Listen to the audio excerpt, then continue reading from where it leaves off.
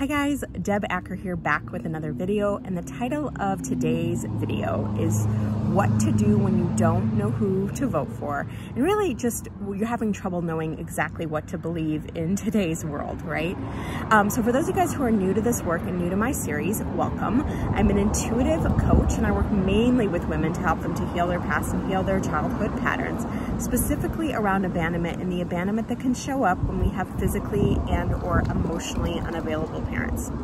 And if you grew up in that environment, whether it was because your parents got divorced at a young age, you had loss in your family, and or your parents worked a lot, and or even there was some kind of addiction, a lot of times in those environments, just to prevent further abandonment from happening, we shut down what we know to be true, right? We shut down what we know to be true. We shut down what our truth is. We don't communicate that, and we decide it's better to be confused than to actually know what our truth is and have it be different from our caretakers.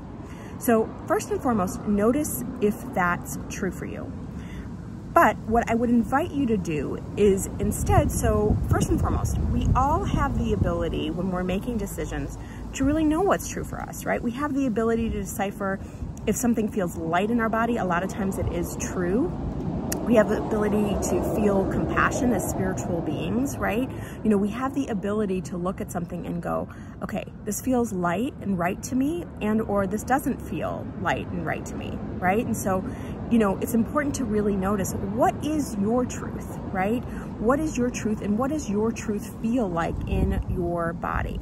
So for instance, in this example, right, if you're listening to one of the candidates and they feel light, or it feels like what they're saying is right, that's important to notice that. If it feels heavy, if it feels dark, right, it's important to notice that, right? And then with that too, it's important to look at, okay, am I going along with something because it's actually my truth, or am I going along with something because it's something that either keeps me safe, it's a story I've been told, it's a belief that I've had? So I'll give you one example.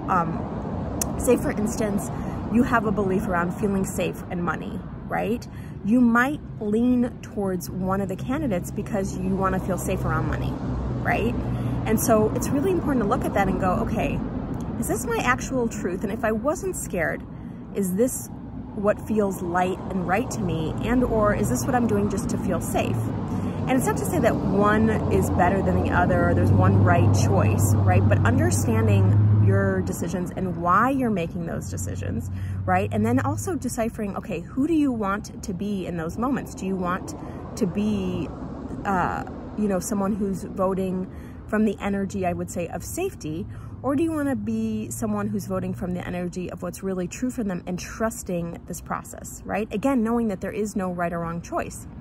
With this too, I would recommend always discernment. So like if you're struggling, say for instance, again with this example, right?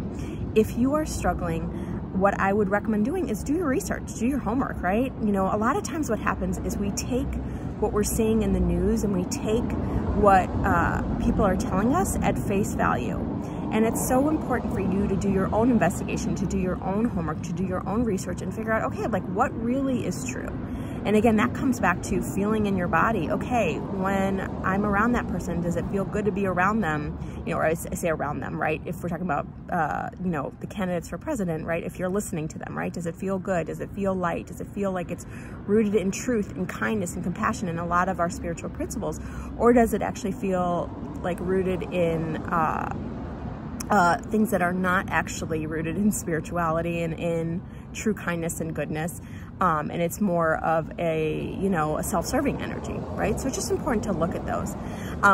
That being said, when all else fails, just throw your hands up and do a little pin the tail on the donkey. But in all seriousness, when all else fails, understand the candidates for president and any politicians, they are not creating your reality. You are, right? So understand, like, no matter who you vote for, at the end of the day, you and you alone are responsible for your reality, for your life, for your choices, right? So understand, if you're taking on a different reality where you're like, oh, that, who I vote for determines my happiness, there's an opportunity there to start to really make a shift and say, okay, I'm going to actually choose and create my happiness no matter who's in office, right?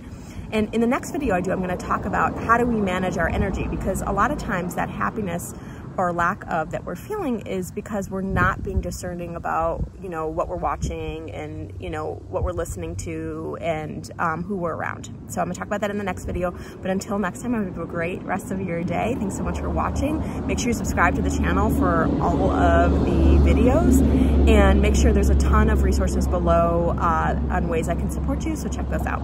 Thank you.